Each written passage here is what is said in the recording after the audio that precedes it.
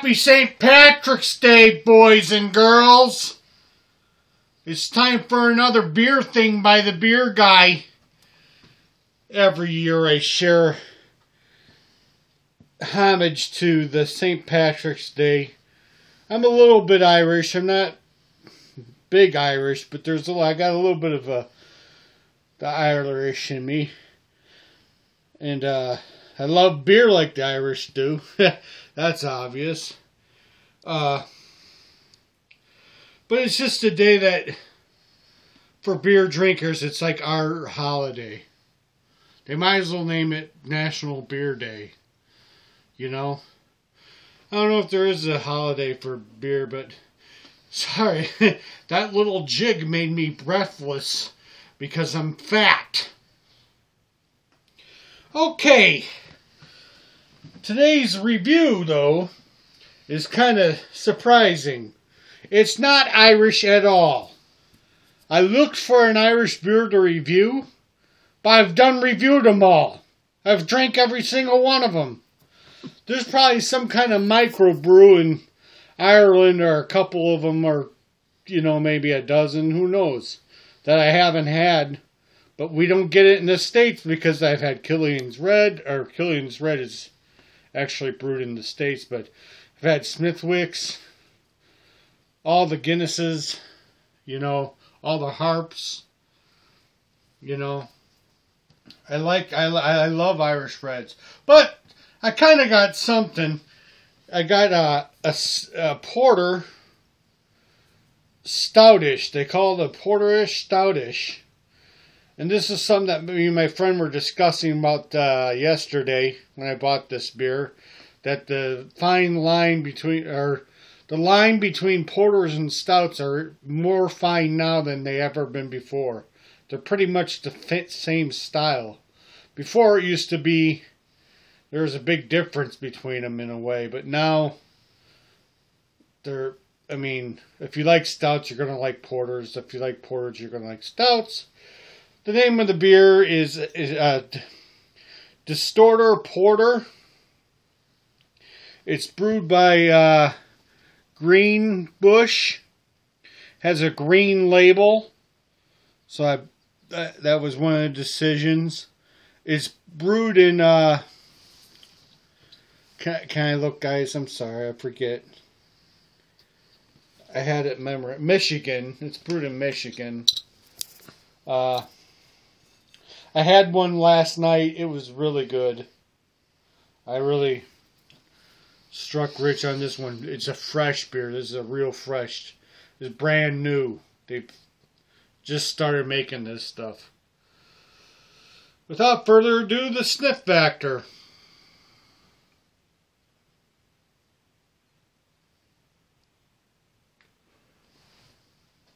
Barely any coffee. A little bit. Like more of the bean than the actual liquid of coffee, you know? The grain. Grounds, I mean.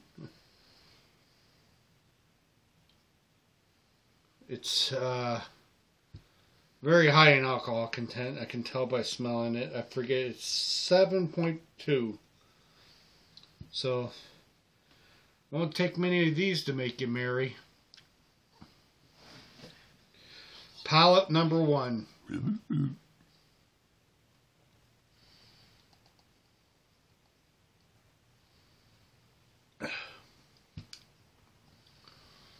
Delicious. A little bit more of the coffee, but not where I don't like it. Yeah, there's more coffee in the palates than in the aroma, which is common. It's a very fast finish, which is kind of new. The only thing that lingers on is the coffee. That's why I pick out the coffee flavor so abundant. I bet you my second palate I have a totally different opinion about this beer than I did in the first place. But there's a zest about it too that I like. Very good like malts. High quality. The wort was filtered very well. I mean, there's no residue left from the mash that you can taste, you know. Sometimes even like your domestic beers like Miller Lite or whatever, if you buy the wrong case, you get some of the mash taste in there, which is just this ugly flavor. Sun was in my face or something? No, it's okay. Okay.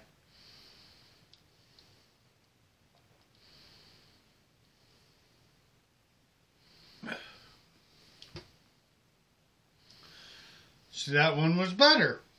Weird how it works. Less coffee, more malt. This is something that's just been starting to happen for like the last 2 years with me, where I've discovered that I've always done 2 pallets for 10 years now.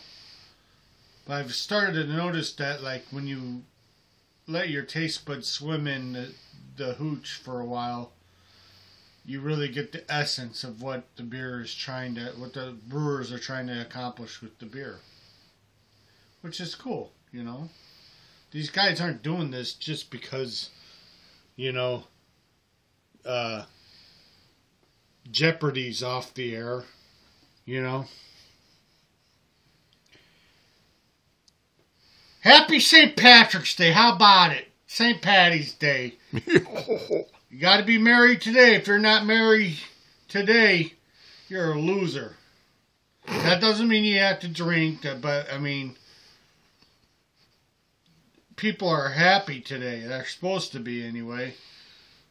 There's probably going to be a lot of fist fights tonight too, but fuck them. Guzzle Factor. Hold on, I got burp once. Guzzle Factor.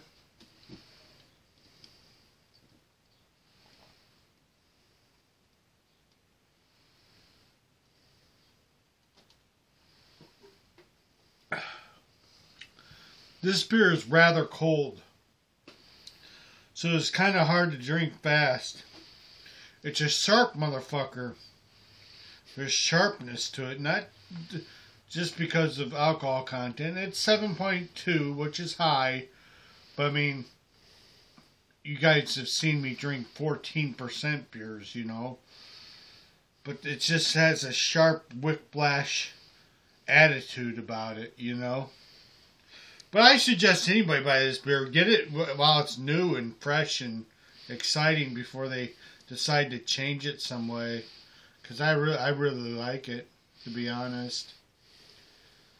I mean, I rarely ever give bad reviews, but it's a porter, but it's so stouty too. I love stouts. Stouts and porters are exciting beers that are alive. They're not dead. They're full of flavor and excitement. And they stay with you for a while, you know. This one doesn't really. The coffee flavor does, but that's about it. Again, I can't stress it enough. Happy St. Patty's Day. You only get one a year. It's our day. All you around there that are sitting there with a mug of beer, this is our day. Swill till you can't see. You know? That's probably not good advice, but hey, I am the beer guy. Drink responsibly, though. There's one thing about having a lot of fun and being with your friends and dancing and maybe getting a kiss on the cheek because you're wearing green. I hope that happens to me. I really do. It won't because I'm fat and weird.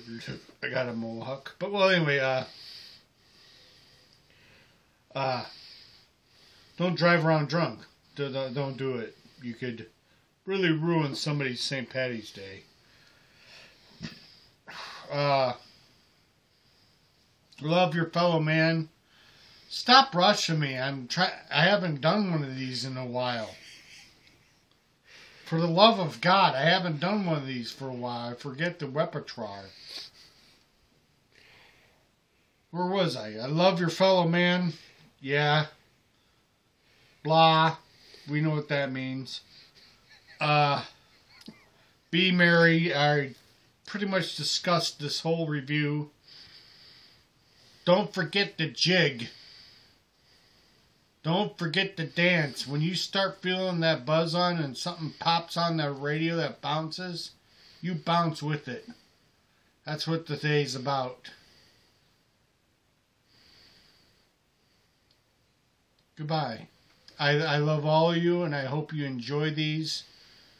I hope I'm not just wasting my time and embarrassing myself. I do these simply for you guys.